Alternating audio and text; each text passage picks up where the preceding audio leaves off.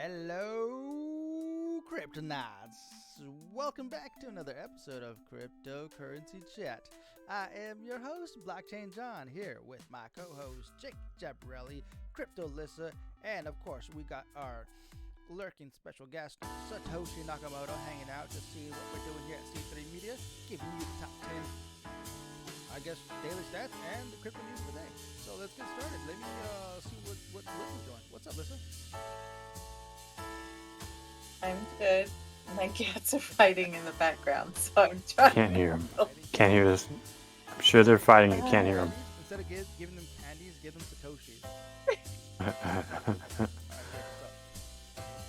Satoshis. I guess things are changing within the space. I don't know. I have nothing amazing to say other than what we normally say at this time. But like I said, I'm trying to move away from the disclaimer, even though you try to pass to me the disclaimer. Hey, read the disclaimer. Well, we don't have a disclaimer because we're protected anyways. So, Alright, then let's go ahead and move over and get started with your top 10 daily stats provided by coingecko.com. Get a fresh page here. And of course, we got Bitcoin settling at $43,456.82 with a 7-day gain of 16.3%. Congratulations to everybody that held strong diamond hands, diamond fist. Alright, market cap at $824 billion. And in second place, we have Ethereum settling at $2,904.89 with a 12% gain in the past 7 days and a $348 billion market cap. And number 3, we have Tether settling at $1, of course, with a 7-day gain 21% and a market cap of $80 billion. Number 4, we have BNB settling at $405.49 with a 7-day gain of 10.3% in the past 7 days and a market cap of $67 billion. And number 5, we have USD coin settling at, of course, $1, same like Tether, at 0.1% slight gain in the past 7 days and a market cap of $53 billion. And number 6, we have XRP settling at 76 cents with a 7-day gain of 9.4% and a market cap of $36 billion. And number 7, we have Terra settling at $93.62 with a OMG 7-day gain of 56.6% gain and a market cap of $34 billion. I think I just broke my microphone. Hello? Okay. Number 8, Solana settling at $98.62 with a 7-day gain of 15.7% and a market cap of $31 billion. Alright, we're looking nice and green. Number 9, Cardano settling at 92 cents with a 7-day gain of 6% and a market cap of $29 billion. And number 10, we have Avalanche. Alright, number 10 at $81.89 with a 7-day gain of 10.8% and a market cap of $20 billion. Alright, Kryptonauts, that there is your top 10 daily stats of the day. And we have Big 5 runner-up and Polkadot, Finance USD, Dogecoin, Shiba Inu, and Terra USD. There you go, Kryptonauts. And what do we got? Let's see. What's the market cap? Market cap is at $1.99 trillion at a slight 1.4% loss in the past 24 hours. Not bad. Just overall, pretty dang good. Alright, let's see. Top right corner, if you look at this candy jar here on CoinGecko, make sure you sign up for CoinGecko because you can get yourself some awesome free NFTs, some discounts on products and services. Oh, look at this. This is a new thing that just came up. This wasn't here just a couple days ago. CoinGecko Premium plus subscription and goodies giveaway. This is a giveaway. Be careful with the contest and the actual NFTs. Like the last one I got was Candy Collector. That was a good one. You guys like that. Alright then. Let's send it off to Jake once again. Yeah. It's appropriate. I don't know if it's appropriate. Now that we don't have a disclaimer anymore to talk about our content. At this point, if you're still listening, we're grateful because we haven't even gotten to the news yet.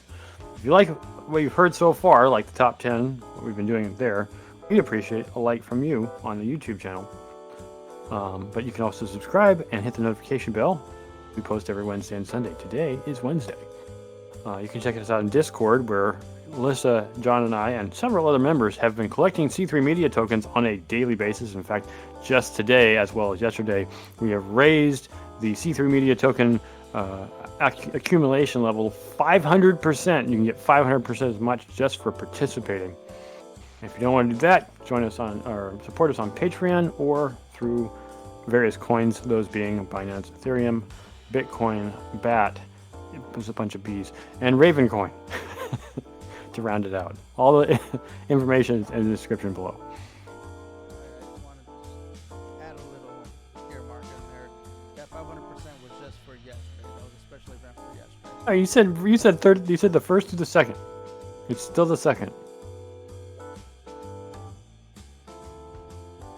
I didn't. So it ended like 6 p.m. yesterday. Oh, it Just said saying. first through the second. It said what? It said March 3rd, first through March 2nd.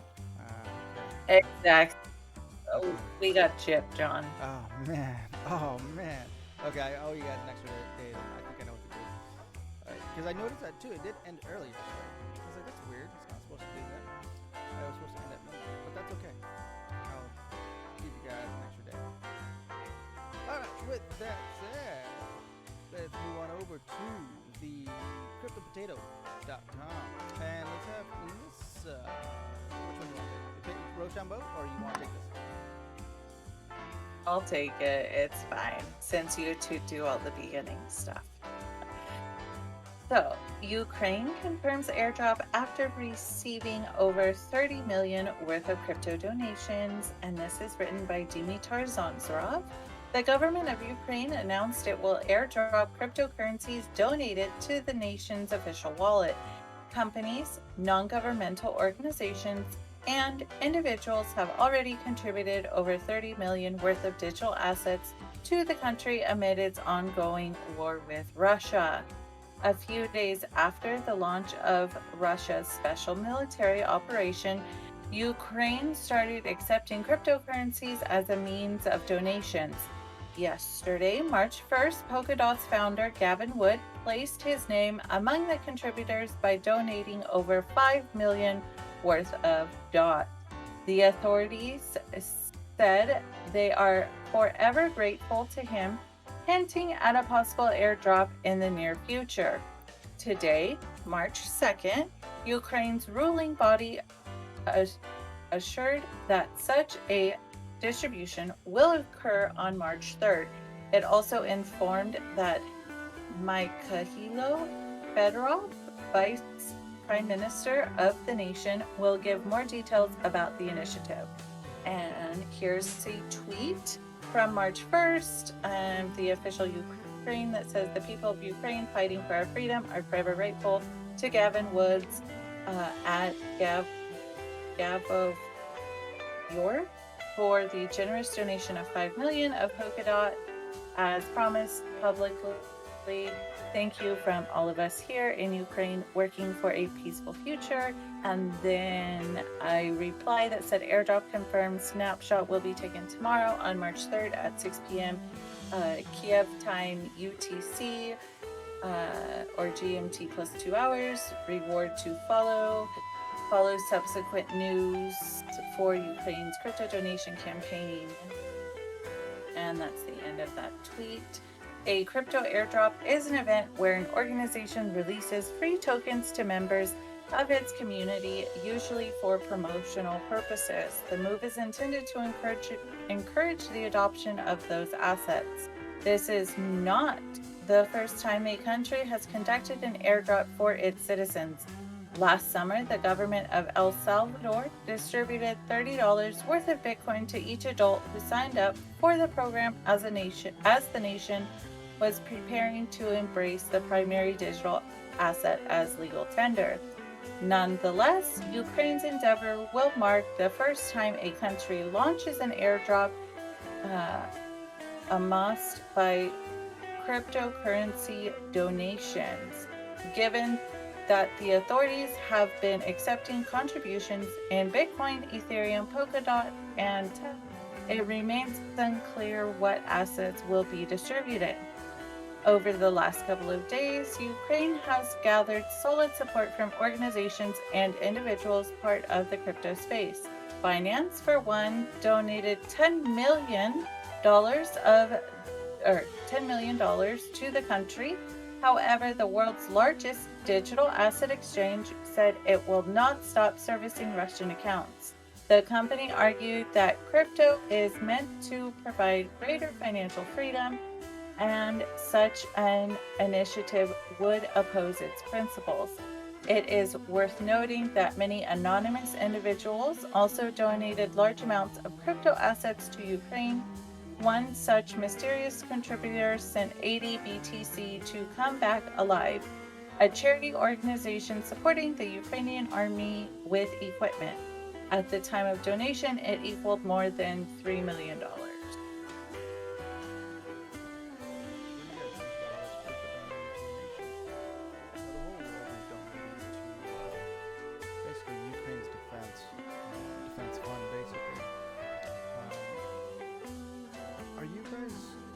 Getting news other than what we're reading here about what that crypto is doing for the country and for its citizens? Haven't looked into it, but I don't think we should be donating. I mean, this is my opinion, but I don't think that crypto alone will save Ukraine. I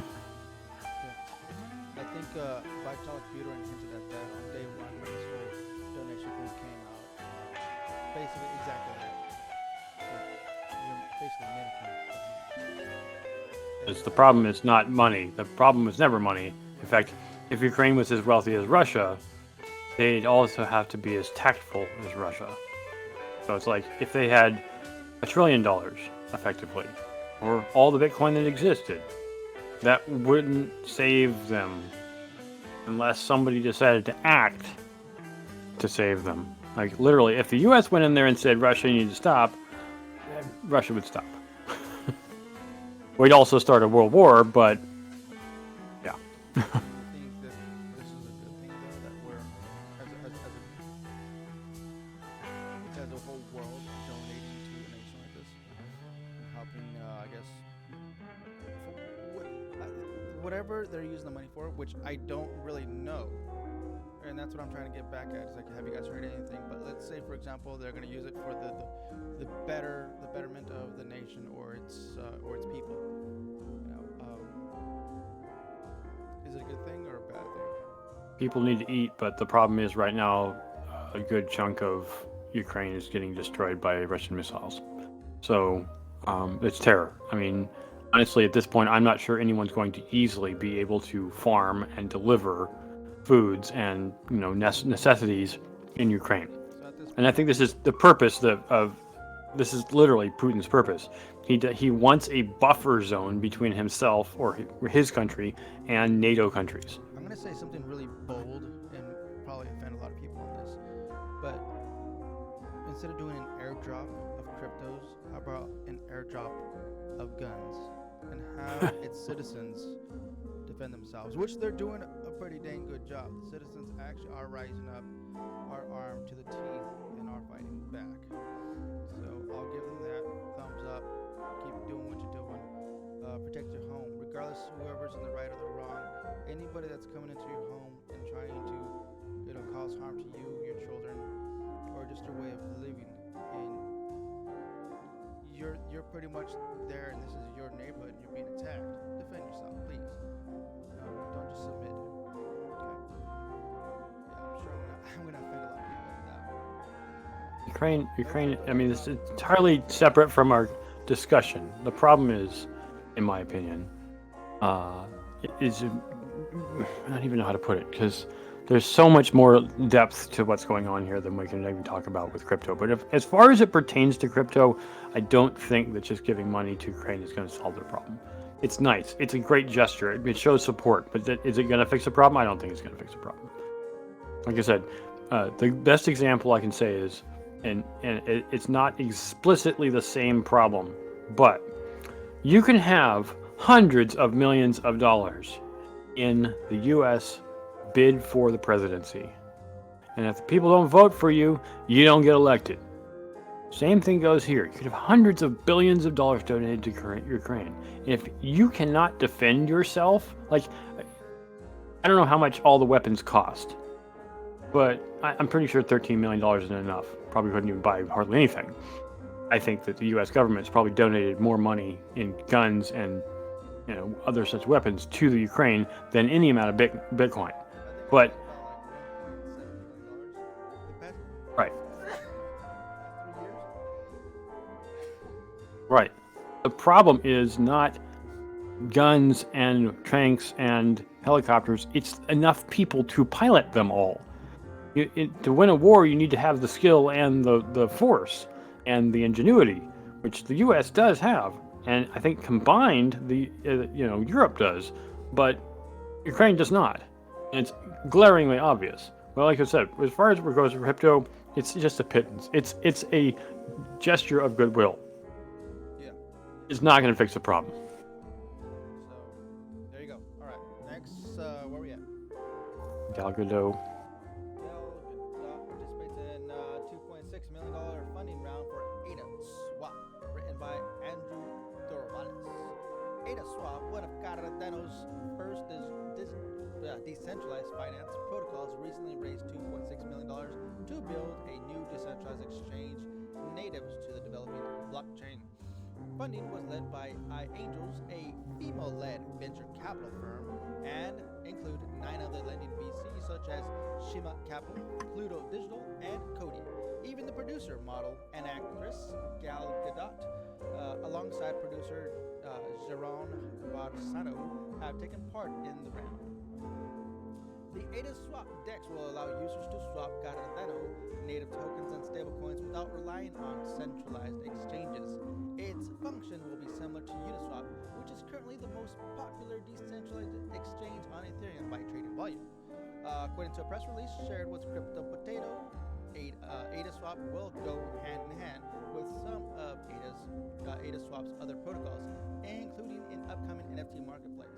The DEX will also reportedly include DeFi capabilities such as staking coins and earning interest from long-term and high-yield liquidity pools. Various functions in the DEX ecosystem will be powered by its own native crypto token, ASW. This token can be freely exchanged for other tokens in the DEX, and transactions with it will be free of fees. In a statement, the iAngels team said they invested in ADA Swap because they believe DeFi will bring financial freedom and democratization to the masses. Meanwhile, producer Gadot and Roxano called their investment an exciting opportunity in the crypto space. Quote, "This is one of our first and greatest accomplishments towards building a new financial ecosystem that will have a great impact on our world," said ADA Swap co-founder Ite Lebe in a statement. The ADA Swap team is really excited to move forward with our project backed by the best investors from both technical and commercial backgrounds. ADA Swap does not currently have a price listed on price trackers like CoinMarketCap and CoinGecko. ADA, however, the native cryptocurrency of Cardano, is the 9th largest crypto right now and has a $30 billion market cap. Cardano launched smart contracts on the platform in September, though ADA's price hasn't performed well since their activation.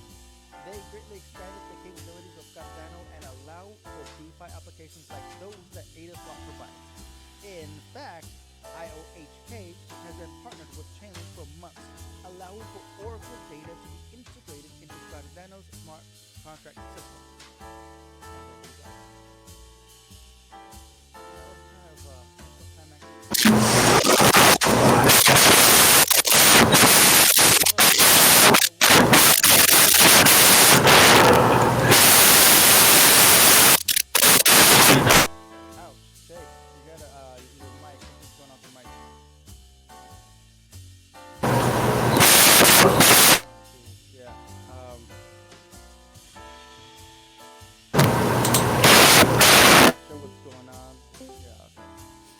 Better? Yeah. I don't know what happened. Sorry. Was it too quiet or was it buzzing? It was. It sounded like your microphone was possessed by a demon. It All right, go ahead. What do you got on this? All right. Amid escalating geopolitical tension, Circle CEO says crypto is double-edged sword. Ooh. What, does he read the Bible or something? The Russia-Ukraine crisis is far from cooling down anytime soon in the thick of the ongoing chaos. The CEO and founder of the digital cryptocurrency company Circle, Jeremy Allaire, asserted that the crypto is a double-edged sword. The cryptocurrency market is rallying in the face of a growing geopolitical crisis. In addition to increasing acceptance, the Ukraine crisis is yet another driver that has highlighted how Bitcoin and cryptocurrencies can act as a crucial mechanism to raise funds when traditional routes are cut off. Routes if you're in the UK. According to the latest report by Bloomberg, Allaire said Russia's attack on Ukraine demonstrates the paradox of cryptocurrencies for both participants as well as regulators. On one hand, as Russian forces invade the Ukraine front lines, several vehicles have been formed to raise funds to purchase food, clothing, medicine, evacuation, and repairs for the general masses by accepting cryptocurrencies. On the other hand, there's a possibility that Russian individuals and companies may try to use digital assets to dodge financial sanctions imposed by Western countries. On that note, the Circle exec stated, quote, "People are celebrating that, but it also allows people to evade things. The open internet is a double-edged sword, and that's the case with crypto," end quote. Calls to freeze all Russian users' blockchain addresses have intensified in tandem with the ongoing crisis. But in actuality, Allaire said that the platforms do not have all the information despite being able to track, quote, high risk, end quote, activities identified on exchanges and flag suspicious activity to regulators, the exec stated.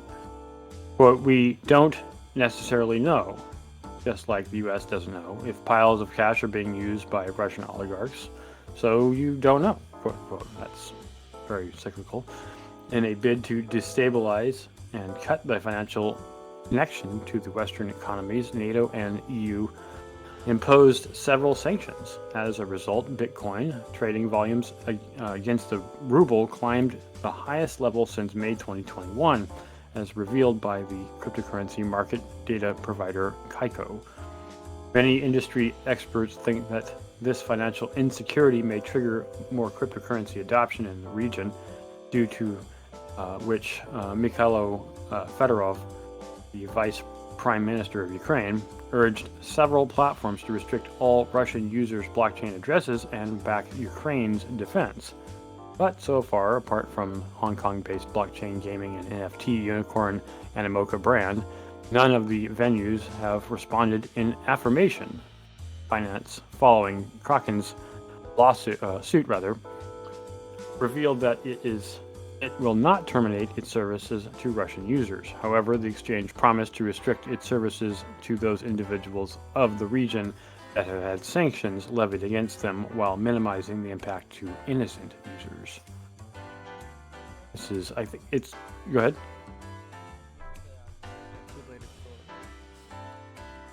Oh, a double-edged sword, right? There's two blades on either side, right? So it can cut both ways. Yeah, it's annoying that we can't block people, but it's at the same time, this is what the free market gets us. A truly free market gets us. So it's like, well, it's the same thing. I'm going to liken it to the way the U.S. deals with freedom of speech. You are allowed to be an asshole in public. Now, should you be an asshole? That's a judgment call. But we do allow people to voice their opinions if they're different from what the status quo is. So it's like, we might not ever have innovation if people didn't challenge the status quo. We might even have people silencing people who have legitimate reasons to speak if we just silenced everyone the way that Putin does in Russia. You know, how many people have been arrested? I don't know if it's going to say in our news today, but I heard 6,000 people have been arrested. because Putin doesn't like people challenging him. In this country, we have two major parties who constantly rag on each other and rip each other down. And yes, it's frustrating, but we have freedom of speech. We're allowed to do that. We're allowed to be assholes to each other. It might be annoying, but it's the whole premise of our country. So, I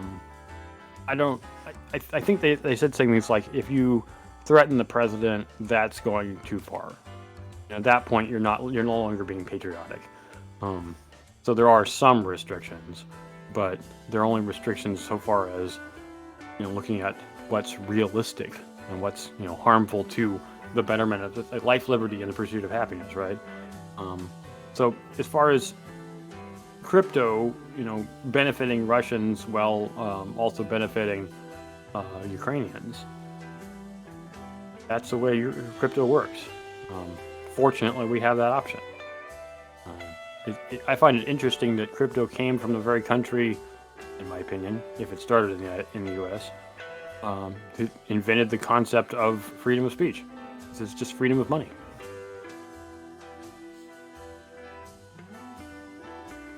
Like, if you want to see what's going on the ground in Ukraine, you're not necessarily going to see it on CNN. You might have to go to Odyssey.com.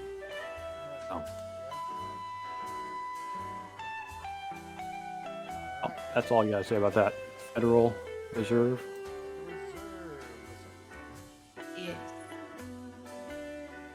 Federal Reserve Chairman says Russia-Ukraine conflict highlights need for crypto regulation, written by Andrew Zorvalas. Jerome Powell, chairman of the Federal Reserve, recently testified in front of the House Financial Services Committee on the state of the economy and future monetary policy. Given the various sanctions placed on Russia during its conflict with Ukraine, he says the conflict, quote, underscores, end quote, the need for crypto regulation that he's advocated for months. Following his testimony on Wednesday, Powell was asked whether Russia could potentially use cryptocurrencies to bypass the slew of sanctions recently placed on the nation. Following its announcement of, quote, special military operations, end quote, in Ukraine, Western nations have taken major measures to damage Russia's economy through a trade war. These include, quote, export blocks on technology, end quote, from the U.S. to Russia, alongside a massive cutoff of Russian banks from SWIFT. The Ukraine-Russia conflict underscored the need for congressional actions on digital finance, including cryptocurrencies, Powell responded. Quote, we have this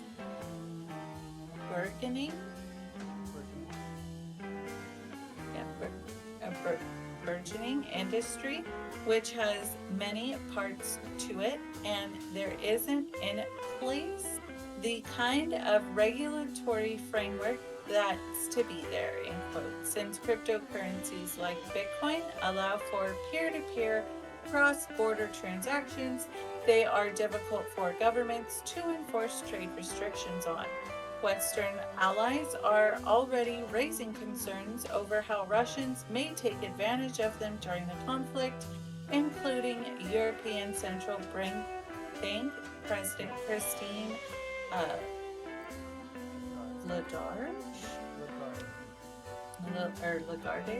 Lagarde.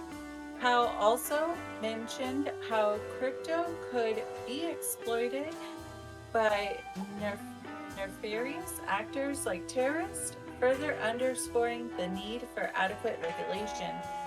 Though he has no intention to ban cryptocurrencies like China, he and lawmakers have long acknowledged the money laundering risk presented by digital assets, especially stablecoins. Regulators effectively have one major choke point to block or hinder crypto transactions. Exchanges. To better enforce sanctions, Ukraine officials have called on crypto exchanges to blacklist Russian addresses in order to sabotage ordinary users. However, some exchanges like Kraken and Binance are not on board, citing the libertarian values that cryptocurrencies are supposed to represent. Hillary Clinton, former First Lady and U.S. presidential candidate, expressed displeasure with their decision, showing dismissiveness of their philosophy. She wishes that all parties would do as much as possible to damage Russia's economy at this time. That said, cryptocurrencies are proving beneficial to Ukrainians as well, with tens of millions of dollars being sent to the country through Bitcoin, Ethereum, and other assets. Okay, so I'm gonna applaud Kraken and Binance for just keeping their foot firm to the ground. I hope that they don't get bullied by Mr. Powell. I'm sure Mr. Powell is doing his job. He's supposed to, do what he has to do. But in this case, keep in mind that Russian citizens, friends, families, neighbors, workers, people that have no intention to be affiliated with this war are also affected by its action. Husbands, wives, children, school kids are affected by this in Russia. Okay, it goes both ways. Sanctions are not just stopping people or stopping Putin, it's stopping everybody in Russia. Sanctions, okay? So when Kraken and Binance says no, we're here to help the people. We're gonna do our part to help the people. Yes, obviously there are gonna be some addresses blacklisted. I'm sure they're gonna want to acknowledge that. There's gonna be some terrorist addresses out there, which I'm sure that they are for that. But I hope the next step that I know Binance is doing this. I haven't heard anything about Kraken doing this, creating a pure DEX. Binance obviously does have that DEX, but I don't know if Kraken does. And I don't think they ever will, or technically considered in an umbrella of Kraken, since they're trying to be a regulated bank within the states. And having something like a DEX, I think, under Kraken would look kind of bad for investors. Anyways, I'm going on a side tangent. But yeah, anything else on that? Oh, Hillary Clinton. Can you hear me okay? Yeah, go ahead. I don't know. I just want to make sure my voice didn't come through as a robot again. Yeah, exactly. Well, per your comment on exchanges and I think it's okay. Coinbase has its own has its own wallet that's separate from its own, from Coinbase itself. It's okay, in my opinion, if somebody supports a DEX, a Kraken or Binance have their own DEX. But I don't know if it's better or worse that someone creates something that's separate from themselves and says, oh, we run this DEX, but we don't, it's not centralized. It's just a decentralized exchange. That's the whole thing. It could have the name of that company. It doesn't necessarily mean it's supported by them, but not necessarily run by them. I don't know if that's even possible to do, but. Well, that's kind of what Binance is doing with their smart contract feature. You know how they have the BSC, Binance Smart Chain. They have officially detached from that and saying, hey, we funded it, but they don't want Binance Smart Chain attached to Binance. And so it's just Binance Chain, but it's its own entity, now managed by the community and no longer fueled by Binance. I mean, I guess maybe if you could give it to a DAO, let's say you called Kraken DAO or something, and then they had a DEX based on that DAO. It could have the name of that. For me, it's name recognition. Although technically, a DEX is independent and should have no explicit affiliation, but maybe people want to use a DEX over something else. The fact of the matter is, a DEX is just a place to associate your private wallet with, in order to trade with other people's private wallets. I mean, I guess I should say I appreciate the concept of DEXs in the sense of contrast to like Hotbit, where Hotbit does a lot of fake trading just to make it look like something's going on. So you're like, oh, look at all this trade over here. Well, it's not really a real trade. It's all bot based. It's not people trading between people. So. So it sounds like Powell, or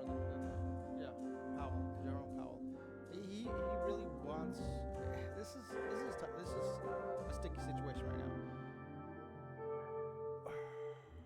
now. I don't know if they can really interject themselves instantaneously. Like Jerome Powell is like, boom, this is going on right now. We need to figure out what to do. John? Yeah. Can you hear me? Can you guys hear me? I can hear you. Hello? Uh-oh. Did we lose him? Okay. Is he back? I can hear you. Alright, sorry. I wasn't trying to talk over you. It just lost, appeared suddenly. So I don't know if it was me or you. Okay. So, like I was saying, it sounds like Jerome Powell is trying to do his best to front run as much as possible to create some type of regulation. I don't know if it's a global regulation that he's trying to do. I don't understand this. I think we need more information on what Jerome Powell is trying to do here.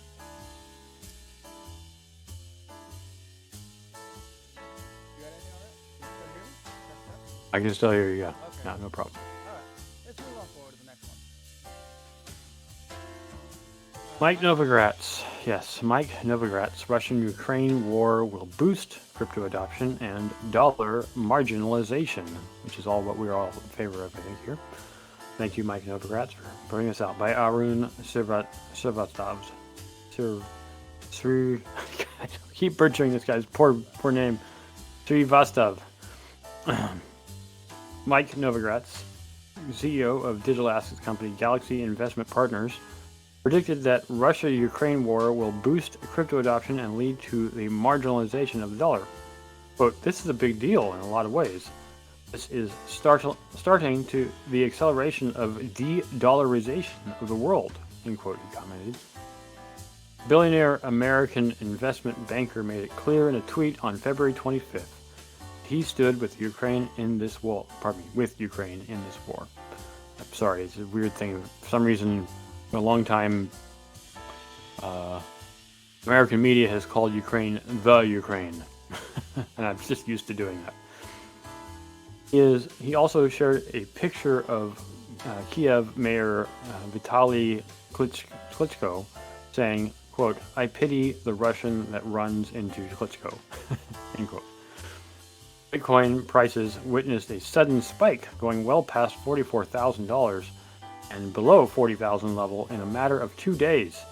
Novogratz forecasts of the dollar importance to progressively decline vis-a-vis Bitcoin and other digital assets after the war sounds true for the ruble, which saw its value fall by 25% in a day. According to a Bloomberg report, Novogratz believes the war might, quote, push more regular people toward crypto, end quote. But similar to Ripple CEO Brad Garlinghouse, he doesn't think that Bitcoin is going to be used as a workaround against the hefty sanctions that the Western world imposed on Russia.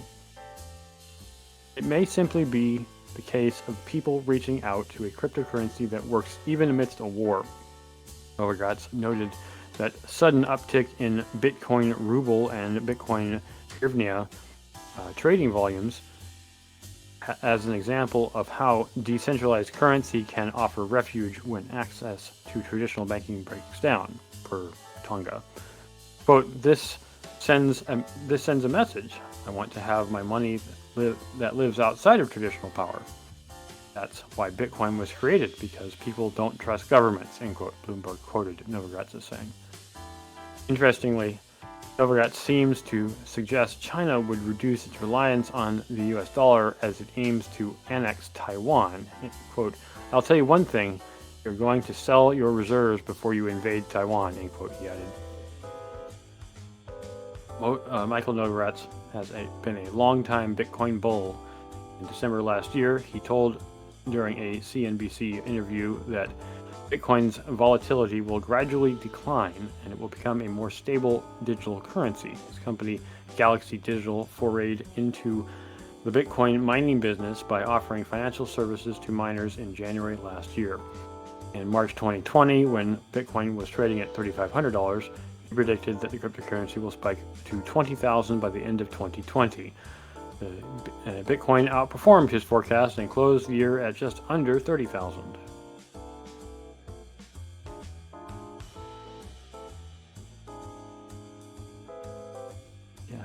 he's making some good points. Things I agree with. That this is going to push. Agree with this comment. Yeah, the first comment up on top. This is a big deal in a lot of ways. This starts the acceleration of the de-dollarization of the world content. I think the de-dollarization. We're talking about American fiat dollar, right? That's what I'm assuming. De-dollarization. Yep. That has been going on for a while now. Okay? I think the American dollar has been losing its power over the years, and it's only going to continue as we continue to monopoly money, monopoly fiat, should I say. And now that we have the infamous Satoshi Nakamoto coming out with this new blockchain token that is peer-to-peer, being Bitcoin, I think, it was meant to be since that day forward, and that's why I always have had my faith in crypto, and always been diamond handing it ever since, and I've been trying to be an evangelist about crypto to everybody, and that's why I do this for free, man. I want everybody out there in the world listen to this and understand that Bitcoin and many other coins are going to succeed and be your safe haven, pretty much. Agree. But, well, it's a hard transition no matter what. It's people are clinging to what they know, and they fear what they don't understand, and this is normal. It's not weird. People I find, unlike us who are not billionaires, and the rest of the people who are not billionaires, do find it a little challenging to move into crypto when you have bills to pay, when people don't necessarily accept Bitcoin as a payment method. I think that the U.S. would greatly benefit, but it would also be the almost like signing the death certificate of the dollar for the U.S. to go and say Bitcoin is official currency. And I think that's the reason the U.S. is avoiding it.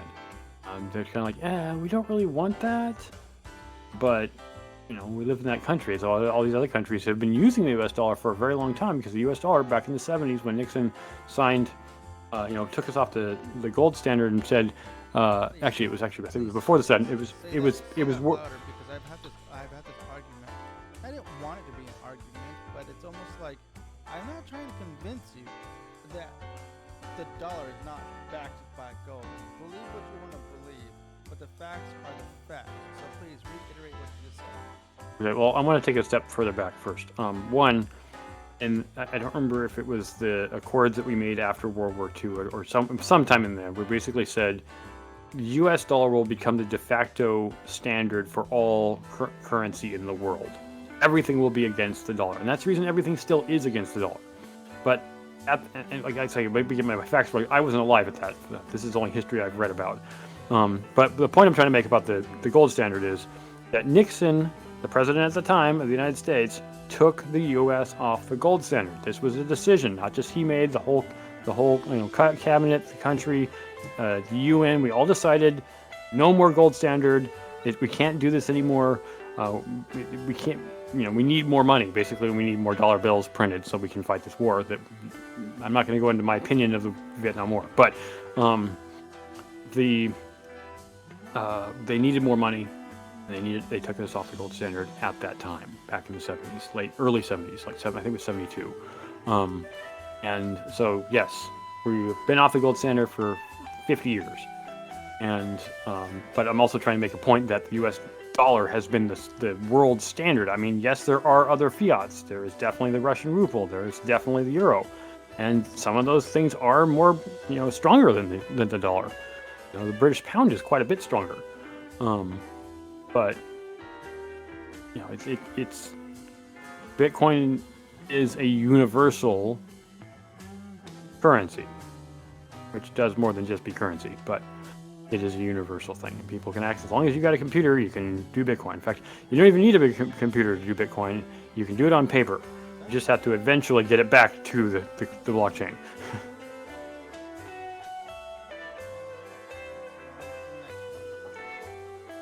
European Union. Speak of the devil. So speak of the devil, European Union is no longer banning Bitcoin and other POW-based assets. Go European Union. That's for Alyssa to read.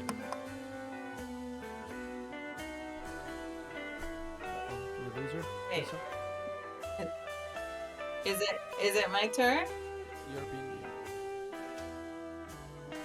Oh, I didn't have that one up. Okay, I'll take it.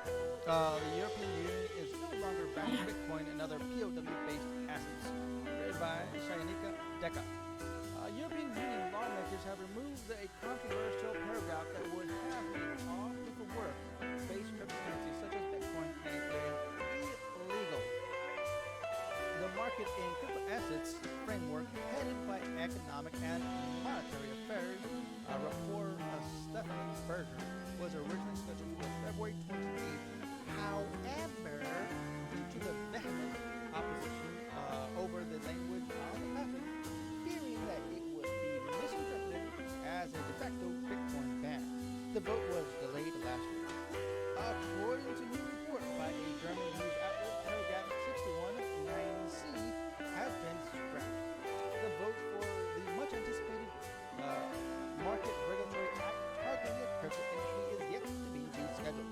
Further clarifying the development, Berger tweeted. The paragraph is no longer in the text. The report has yet to be voted on in committee. In this vote, we will see where the majorities lie. The decision has not yet been made. #MICA. The passage in question argues that no cryptocurrencies could be created, sold, or traded within the European Union reasons that does not follow environmentally sustainable consensus mechanisms. It also mandates that all assets would have to meet minimum environmental sustainability standards. If the latest version of the draft passes the required number of votes, it will then face triage debates, including the European Commission and Council, in addition to Parliament. Despite the latest moves, the global cryptocurrency regulations continues to wrestle with the growing concerns surrounding the environmental impact of POW-based assets. It's a similar story for Europe as well. 2021 witnessed debates and discussions around crypto mining like never before. To that extent, several industry players have come forward in support of less energy extensive POS networks, while others have stayed away from adopting Bitcoin and other POW blockchain-based crypto assets. Last year, Sweden's financial services regulator. Oh, jeez. Let's see if I can.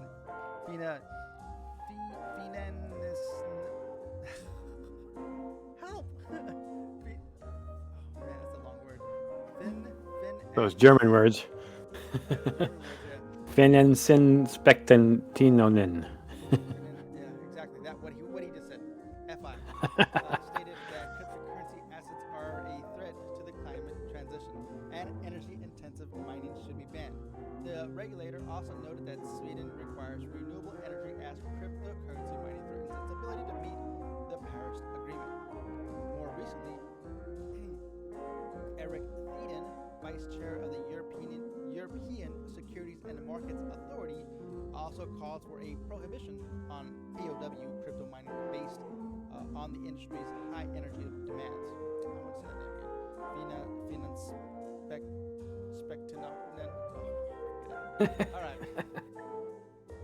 Okay, so I'm going to go on the offensive with this BS because regarding POW. Yeah, it's POW versus POS, and because Bitcoin and other coins that are POW, proof of work to be explicit, have caught the attention of so many people. There seems to be this question of whether or not it is appropriate to well, we're only making coins here, and or we're only supporting this. Look, if the US dollar depended on proof of work, you wouldn't be pissed about it. So I'm obviously it's not the perfect analogy. I think the problem I keep running into is when I was in electric cars, I'm using an analogy, electric cars. People are like, oh, electric cars, those, if you live in Ohio in the United States or Illinois, your electric car runs on coal. You're just as bad as gas cars. Far from it. It is a confusion of the belief that somehow gas cars are less damaging than electric cars are. Where do you think all that gasoline comes from? Got to be refined somewhere, and then you got to burn it still to make your car go. I will say I still do drive an internal combustion engine vehicle, but the point I'm trying to make is that people conflate the distinction between proof of work and proof of stake as being so much better just because they're only hyper focused on this one thing. And that's the reason I'm using the analogy of electric cars versus gas cars. It's like, if you just hyper focus on the fact that electric cars use electricity, then you completely miss the fact of all the other industries that you also use electricity. We're not banning all of them. We're not banning the manufacture of every other thing that we don't necessarily need. Why don't we ban the sex industry? They use electricity. So what I'm saying is it's not an apples to apples argument. And so when people are like, oh, SIC is so much like, no, you're missing the point. The point is proof of work is safer than proof of stake. Proof of stake, a person can come in and buy all the coin up and then they have voting rights and it's no longer decentralized. Proof of work, it's nearly impossible to do that. That's the reason it is important to spend the electricity and use the hardware to make proof of work a definitive thing. Once Ethereum goes entirely to proof of stake, someone can take over the entire network because the entire value of all of Ethereum is equivalent to less than the entire value of Elon Musk. So Elon Musk, if he wanted to, could take over Ethereum. Kind of did it with Doge. But the point is, without proof of work, there is no true decentralization. Now, is it possible, like it was when China still was doing Bitcoin mining, that Bitcoin could be owned mostly by China? It was owned mostly by China, but it wasn't owned by one person or one group in China. It was owned by the fact that 70% of Bitcoin operations mining in China were just in China. All 70% of Bitcoin was mined in China. But was it all owned by one person? No. Was it all owned by one country or one province? No. Was it owned by one company? No. It was hundreds and hundreds of Chinese people mining Bitcoin. Still, yes, it was all in China. Did that mean that China owned it? No. So the importance of proof of work is not in the energy used, and that is the thing that people, if we're going to talk about how crypto works, that is the important thing here.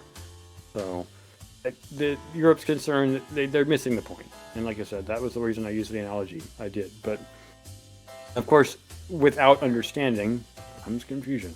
And that is the ideal of people who are just trying to push their agenda over reality, which is what I think is called gaslighting. There's my 5 Satoshis. Alyssa, would you like to take the Binance returns to? Oh no, wait, that's just an announcement. We're not gonna read that one. Blockchain gaming giant. Yeah. Sure, I can take that one. If it'll load for me, I have it up. Okay, there we go. Blockchain gaming giant Animoca to halt servicing Russian customers by Georgiev. Animoca Brands, one of the leading blockchain gaming companies, is reportedly planning to cut ties with Russian customers as a response to the country's invasion of Ukraine. Animoca Brands is undoubtedly one of the biggest players in the GameFi industry, participating in majority of projects in the field. In a press release from Bloomberg News, the company revealed that it's cutting its service to Russian customers.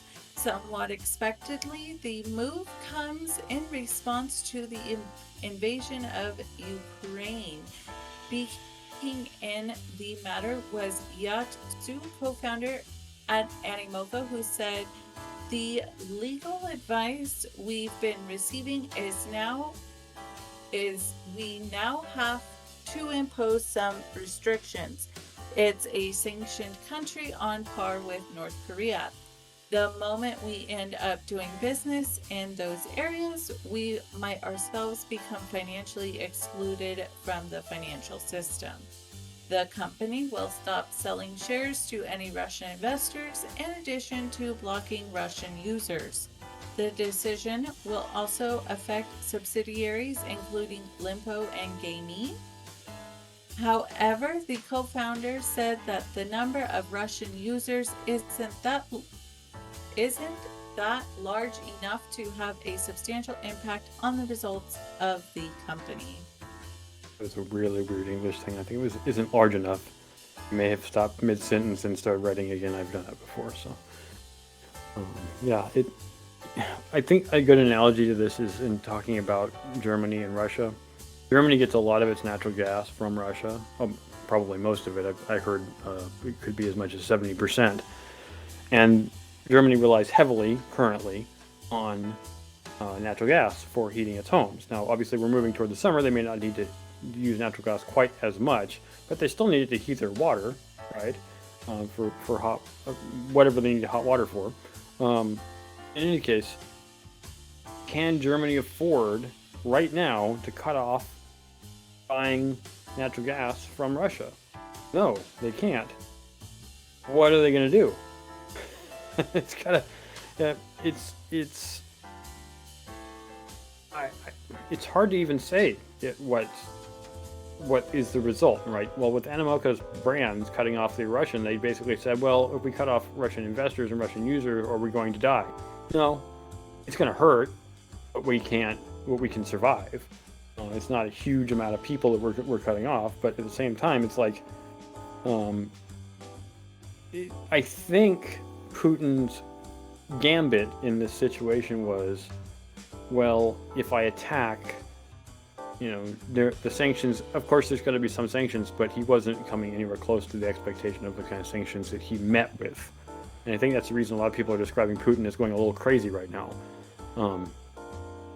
The sanctions are much worse than he thought. And of course, can he survive? Yeah, he probably can. But at this point, is it going to, what's the outcome of this? And I think the U.S. and the Western countries, Western European countries and NATO were hoping that these heavy sanctions were really going to hurt. And it looks like they really are hurting. But it's hurting the Russian people, I would say, more than it's hurting Putin personally. So how can you live without this thing that you previously knew? And I think the best example was not that any one person had interviewed a Russian oligarch, but when the Russian oligarchs had realized that they were not only having their funds cut off, but their boats were getting captured. They're just like, we didn't expect, after nearly almost three generations of mostly peacetime in Russia. If you're a person who's experienced pretty much, if you're the grandson of a Russian oligarch who's been, living it up under, billionaire lifestyles, having all that stuff taken away, it's going to hurt. Compared, you have to actually live like a normal person or worse. We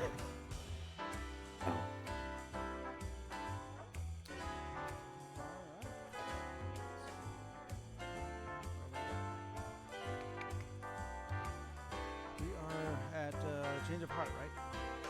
Yes. Change of Heart. This is the one that I'll be reading, right? Okay. By Dimitar Zandarov. Change of Heart, Ken Griffin admits he was wrong. Oh my God, he admitted it wrong. The founder and CEO of Citadel LLC, Ken Griffin, has been among the biggest critics of the cryptocurrency industry in the past few years. However, in his most recent appearance, he admitted being wrong about the asset class and that now he sees its merits. Okay, sounds like somebody missed the boat. To say that the digital asset sector has formed two opposite teams, industry supporters and critics. The American billionaire Ken Griffin has been part of the second club, as he believed that Bitcoin and the altcoins could harm the American dollar, and he's right. At one point, he even said it's a jihadist call, and some would choose Bitcoin over the U.S. national currency. In a recent interview for Bloomberg, though, Citadel's executive made a U-turn. He noted that crypto has been one of the greatest stories in finance over the course of the last 2 years. The crypto market capitalization of the asset class is almost $2 trillion. It's been over $2 trillion before. As such, Griffin admitted not being right on this call. He further predicted that many businesses will open their arms to the cryptocurrency universe in the months to come. Yeah, especially those in Ukraine and Russia. Despite still having doubts about the industry, though, Griffin said his company is looking for a way in. I still have my skepticism, this is a quote. But there are hundreds of millions of people in this world today who disagree with that. To the extent that we're trying to help institutions and investors solve their portfolio allocation problems, we have to give serious consideration to being a market maker in crypto. Yes, that's true. Bitcoin is huge right now for, I can't think of the name of the groups that basically depend upon it. What are they called? Well, the major investment groups. American started softening his harsh stance on digital asset sector in November 2021. Back then, he forecasted that Ethereum could become the most dominant cryptocurrency project. I think he's wrong, but anyways.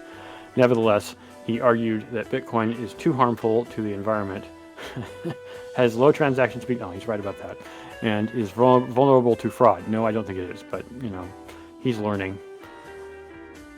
Kevin O'Leary is among those who bashed the digital asset space, but is currently part of the ecosystem. In 2019, the TV host labeled Bitcoin as useless currency and garbage. However, in 2021, he changed his stance, saying he respects the asset shortly after he turned into a Bitcoin hodler, allocating 3% of his portfolio.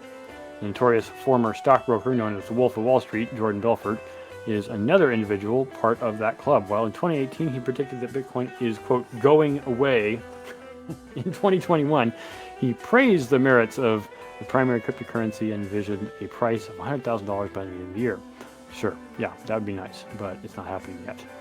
In any case, I kind of feel like it's nice to see it, but I think this could have been said in a tweet.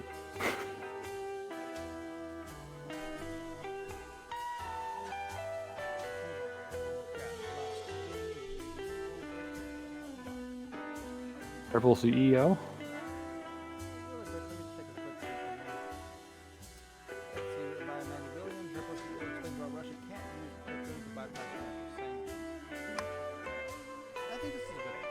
Cryptocurrency has played a major role in the geopolitical tensions between Russia and Ukraine. While the latter is receiving Bitcoin donations from across the world, there are concerns that Russia could use digital assets to mitigate growing sanctions. These concerns come off the back of recent strict economic sanctions imposed on Russia by several Western nations, including barring the country's banks from accessing the SWIFT international payment system. After rejecting propositions to block Russia crypto accounts, the digital assets space has witnessed mounting speculations. Most of it is about how the broader cryptocurrency industry could suffer if global regulators impose heavy sanctions on such exchanges for allegedly allowing Russians to use crypto's pseudonymous nature to continue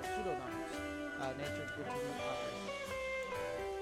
Ripple's CEO and co-founder Brad Garlinghouse recently turned to his Twitter page to explain why Russia cannot use crypto to evade global sanctions. Please explain. Backing earlier comments made by the company's general manager Ashish Birla on Monday, Garlinghouse noted that crypto trading platforms work together with several banking partners that risk losing their licenses if a blacklisted individual bypasses every security measure put in place. And here's a couple of tweets from Brad Garlinghouse. Go ahead and read that now. I continue to see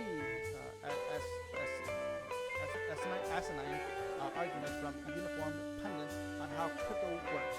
I want to reiterate what Ashko Blue said yesterday. There are factual reasons why crypto can't be used on the broad scale for Russia to evade sanctions. Rob Price. Crypto exchanges are refusing calls to freeze Russian accounts. A finance spokesperson said doing so would fly in the face of reasons why crypto exists. Kraken CEO said the move would violate Bitcoin's libertarian convert crypto to fiat exchanges, etc., rely on banking partners who could lose their licenses if someone on the OFAC list is able to slip through. Extremely stringent KYC/AML policies are in place to avoid precisely this. Exactly. I wish all these other articles mentioned that, but they didn't really bring that up. Finally, Brad Garlinghouse, the guy that says it right here. Breaking news. All right. According to Garlinghouse, it was to prevent such incidents that cryptocurrency exchanges established several stringent measures, including strict know your customers and anti-money laundering policies. He further added, quote, RippleNet, for example, has always been and remains today committed to not working with sanctioned banks or countries that are restricted counterparties. Ripple and other customers support and enforce OFAC laws and KYC/AML. Garlinghouse pointed out that the arguments that crypto is favored by criminals to launder funds is both outdated and tired.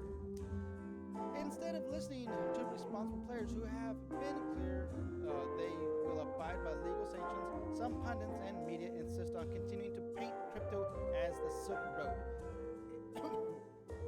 Both an exceptionally outdated and tired argument, which simply doesn't hold true today, he concluded. Just yesterday, the former U.S. president candidate Hillary Clinton criticized crypto exchanges for their refusal to stop servicing Russian-based users, saying that she is, quote, disappointed. There, thank you, Garlinghouse.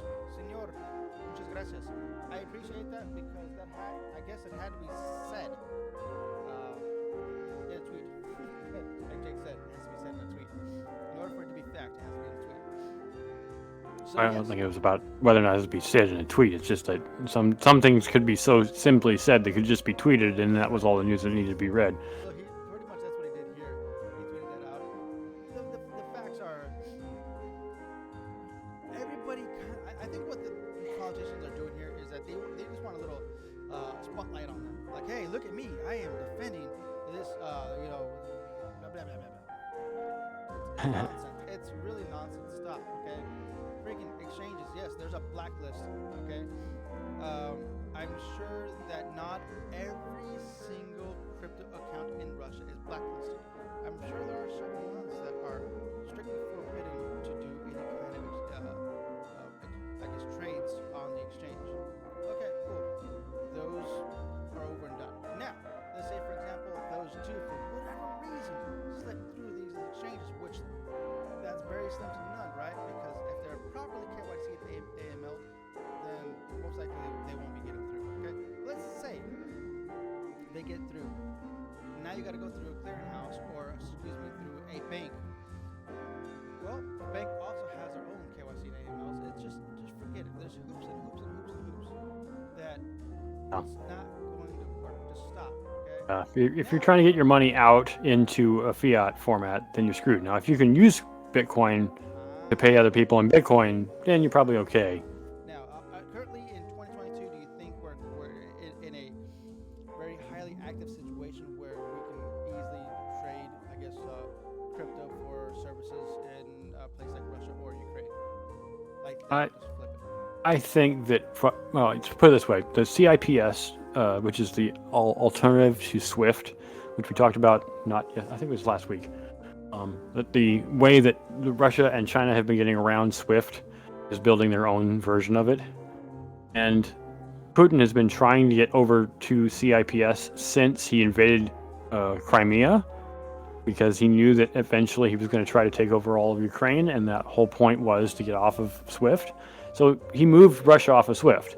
Now, does that mean everybody was off of it? No, but most of the ones that were important to him were off of it. So at that point, he's like, yeah, I don't really need SWIFT anymore. But does that mean that CIPS works, with crypto? Maybe.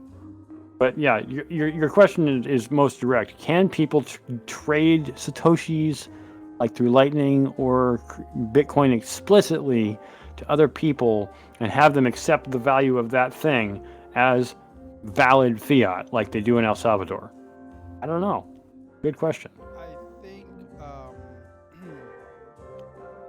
think when it comes to just the general people that are doing the crypto to crypto exchange, would literally be the same like here in the states. Like me, my like it's like me going to my neighbor saying, "Hey neighbor, can I have some bread? Because I got peanut butter and jelly, but I have no bread. I would like to have a sandwich. Can I have some satoshi?" As of right now, I'm pretty dang sure my neighbor, first of all, will most likely not answer the door. And if my neighbor did, at this time at night, and that's just gonna sound crazy. Like I have some satoshis, I like to buy some bread off. No, absolutely not. And I think that's currently 2022 around the world. Very few places, like El Salvador, for example, have no choice but to accept Bitcoin. Yeah. Yeah, that's the same thing I've asked people in the past. If you had like a few flakes of gold or even a gold nugget, could you take it to the grocery store and buy yourself a bag of groceries? No, they would not accept it. Now, could you take it to a corner store? Yeah, maybe. You know, a person who individually owns their store, they might accept a gold nugget. Now, of course, gold nuggets can be worth several $1,000s, not just, you know, the $20 you needed to buy a bag of groceries. But would they accept Bitcoin? An individual owner might, if they're already into Bitcoin. But on the whole, no. Most people, you couldn't take it to Safeway, Kruger, Piggly Wiggly, HEB, whatever, you know, your grocery store is where you live, and say, hey, I've got Bitcoin or I've got Satoshis, can I buy my groceries? No, you cannot. And so would that work in Russia at their whatever their local stores are? Probably not. But I mean, you know, one of the points I wanted to make about this, which is a little bit off topic, but you know how they say an army, what's it, crawls on its belly? I don't know if that's exactly the quote, but basically the military crawls on its belly, which means if you can't feed and house and take care of your army while it's out in the field, you don't have an army. I mean, yes, soldiers can survive. They're trained to survive, but they will not fight very well if they're having to just survive.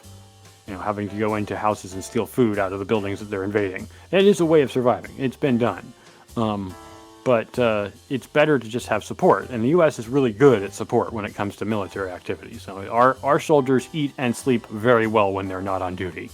And I'm not so sure this is true, especially after the reading of that a dead Russian soldier's smartphone that they captured images from, saying he didn't even know it was no longer a training exercise.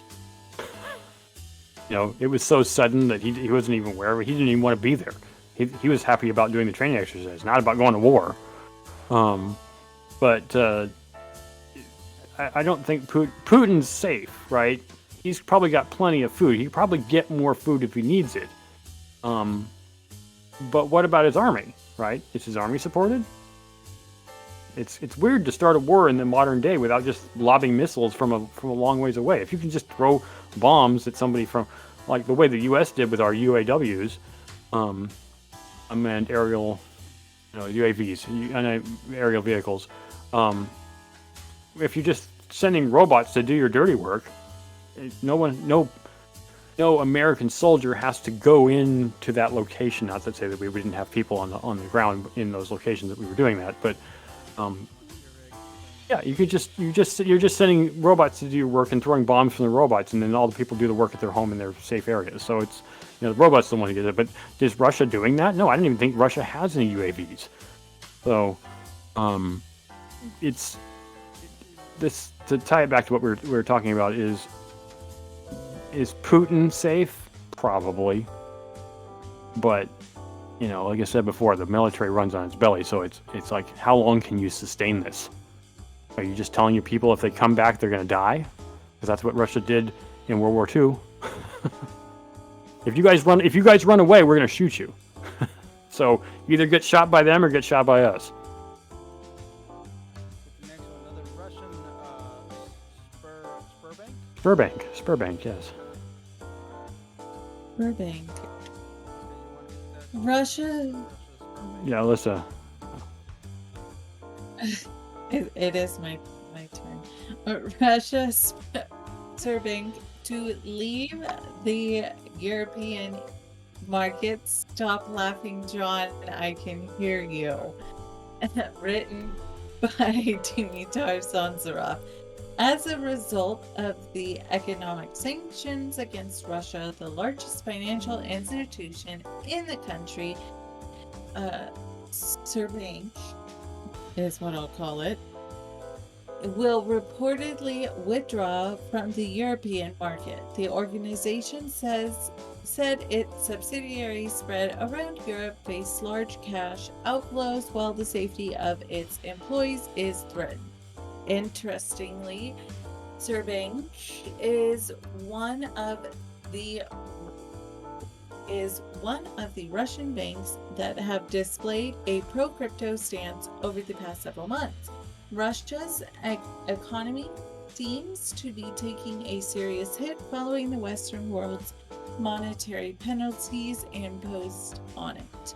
The cutoff from the global payment system SWIFT, among other financial bans, caused a significant crash of the ruble.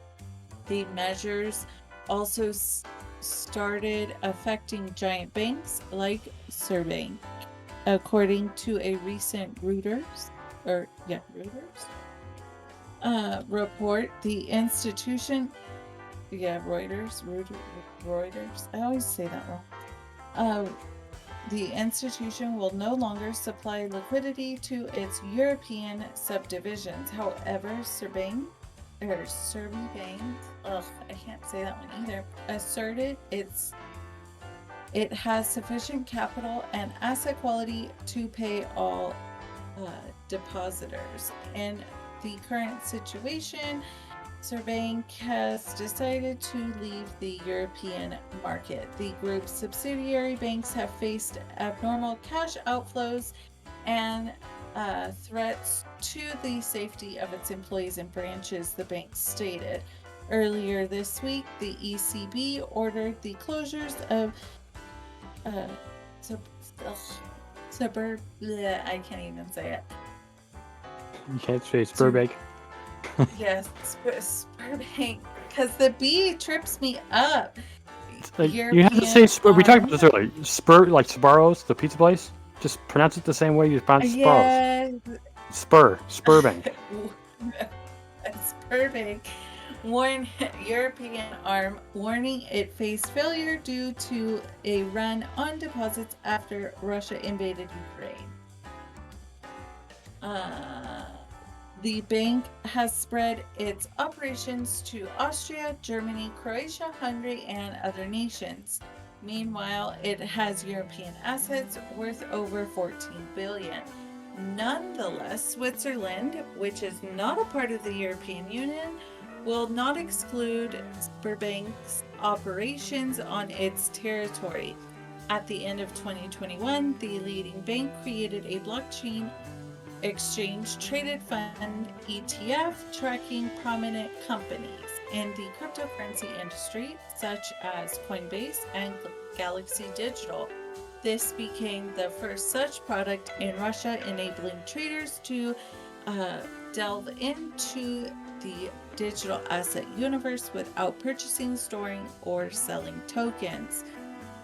The fund, called Sber Blockchain Economy, trades under the ticker SBBE. It follows the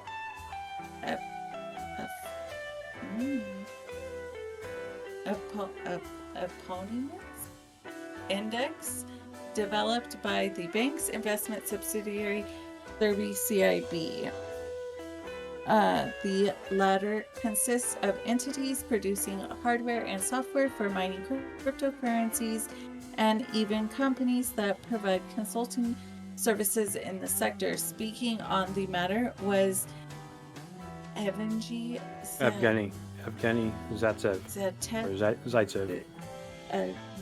Zaitsev, General Director of Sberbank, who noted that direct investments in Bitcoin or alternative coins are associated with high risk. As such, the product would allow people to invest not in cryptocurrencies, but in companies that, quote, ensure the development of blockchain technologies, end quote. Sberbank. Sberbank. I was just thinking, there's a town down in LA called Burbank, which is pretty close to it. So even if you just didn't pronounce it as Spur, you could just call it Burr. You just call it Burbank. Yeah, no one's really gonna hear the S mispronounced anyways. Yeah, cool. Maybe it is a silent There's F. a lot of Russians, man. Racist today, man. Racist. That's why I was like, take your pick. It's Russia, Russia, and Russia. Oh, Ukraine, Russia. Yeah. Нет. Да, нет. Спасибо. Спасибо.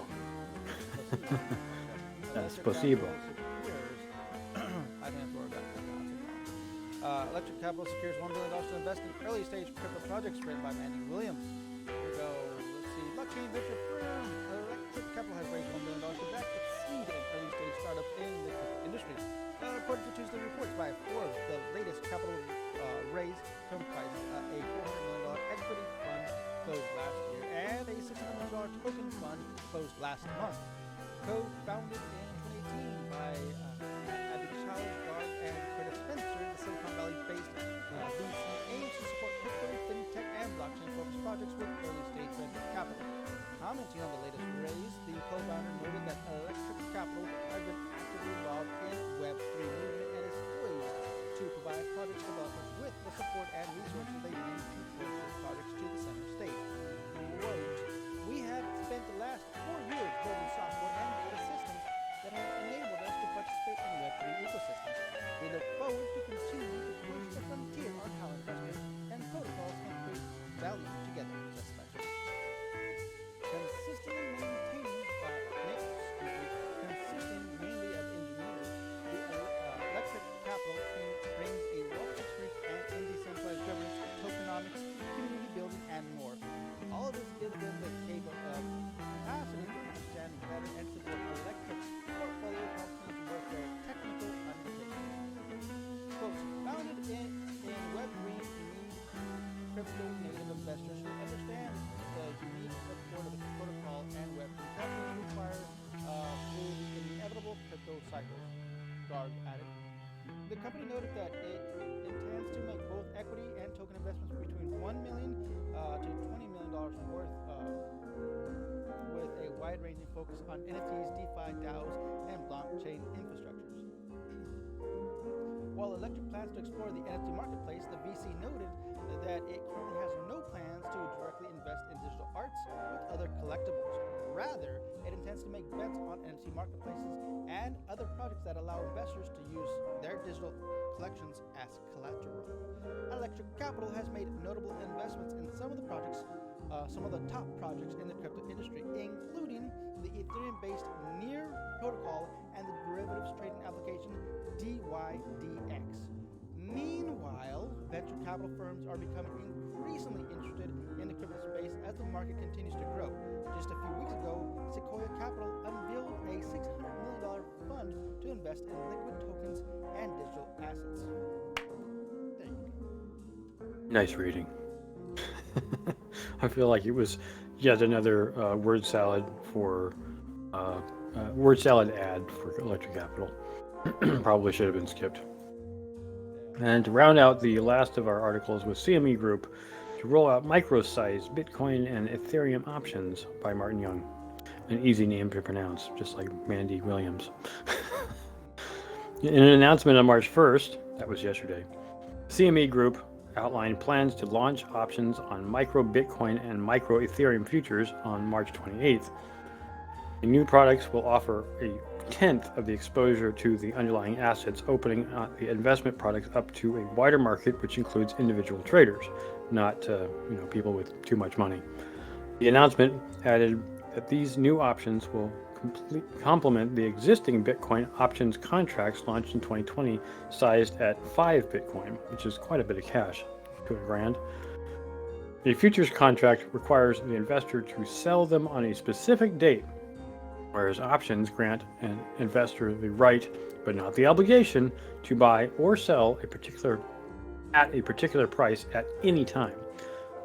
Personally, I like options better. Additionally, the new options will allow traders to express long or short-term views on a choice of monthly, as well as Monday, Wednesday, and Friday weekly option expiries it added.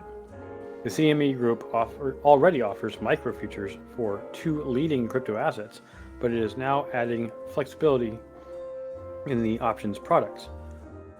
Global head of equity and FX products at the company, Tim McCourt, commented that nearly 5.3 million micro BTC and ETH futures contracts have been traded in less than a year before adding, quote, building on the strength and liquidity of the underlying contracts, our micro-size options will enable traders of all sizes to efficiently hedge market-moving events with greater precision and flexibility, or fine-tune their cryptocurrency market exposure, basically making it easier to get in with less money. John Harris, CEO of Acuna Digital Assets, said his firm believes that options on these contracts will, quote, allow existing market participants greater flexibility when seeking cost-efficient exposure, as well as opening the market to new participants who prefer more granular sizing. I guess he's basically just saying people with not a lot of money can now do this. In November, Google's patent firm Alphabet invested $1 billion into the CME Group. CME futures products are the only underlying contracts for all Securities and Exchange Commission approved Bitcoin ETFs in America to date. That's a lot of words there, sorry. The U.S. regulator still refuses to greenlight a spot-based fund that will be backed by the physical asset itself. There has been mounting pressure from financial experts and even politicians, but the watchdog has remained resolute so far, citing the usual investor protection excuses. A highly anticipated conversion to the Grayscale Bitcoin Trust into a spot ETP could be the first to gain approval this year. The $31 billion fund is currently trading at negative 24.45% discount in anticipation of this. Lots of people are going, please, please, please, please, please do this. Those people. That's for so it's basically the spot. No. The Grayscale Bitcoin Trust is basically 25% off, right? Yeah, basically. There it is. There you go. Yeah, man, I should have got into this when I saw it first jump on, and I was like, that's cool, GBTC, and I saw it. I didn't know what it was about, and I looked into it, but it was like literally under $1. Forget about it. There might be another one that comes along. Just because this is the only one, this is just the first one, doesn't mean there won't be more of them. So. Okay, there's one more actually I want to read real quick. Let's see if I can find it. Hillary Clinton is disappointed that some crypto exchanges refuse to stop service in Russia. Okay. I knew you were gonna read this one. No, I'm not reading that one. It's this one. Here we go. AMC. AMC Theater CEO confirms the date when Doge. Finally, not a Russian news article. AMC Theaters CEO confirms the date when Dogecoin and Shiba Inu payments will be live by Jordan Lionchev. After speculating and flirting with adding 2 largest and most popular meme coins as payment methods, AMC Theater CEO Adam Aaron said his company will do so by March 19th. Mobile users will be able to utilizing Shiba Inu and Dogecoin for payments in mid-April. AMC Theaters, among the largest movie chain theaters in the world, has interacted with the cryptocurrency space for a year or so by allowing clients to purchase tickets and other goods via Bitcoin, Ether, and other assets. However, many customers demanded the addition of 2 meme coins that went viral last year, Dogecoin and the self-proclaimed Doge killer Shiba Inu. Aaron seemed to have listened to his clients, but the process appeared somewhat sluggish. At first, the firm adopted Dogecoin only for digital gift cards and promised to do more later. In November last year, Aaron informed that the addition of Shiba Inu is next on the schedule, but the team requires some time to complete the technical aspects, which, with all due respect, takes time. I mean, if you're going to do this, do it right. Do it right the first time, right? With a February 28th tweet, the company's CEO indicated that AMC has partnered with BitPay and will start accepting online payments with the 2 tokens on its website by March 19th. Mobile app users will be able to make such transfers by April 16th. And here is a tweet from Aaron. This might rev up the cryptocurrency fans amongst you.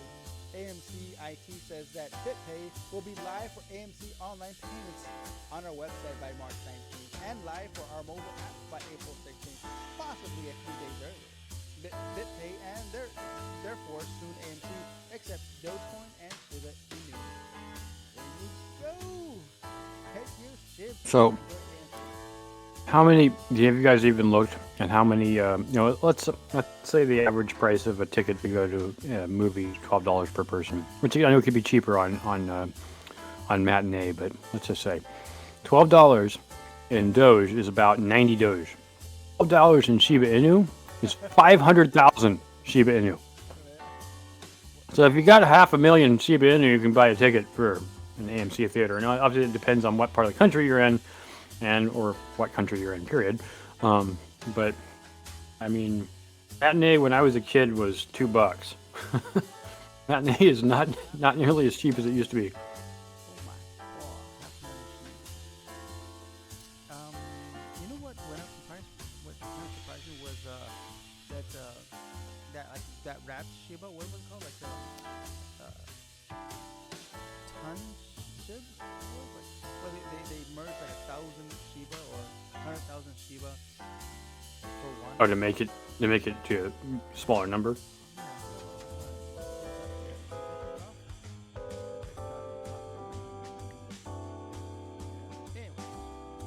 Isn't Shiba Inu is not POW, it's POS, right?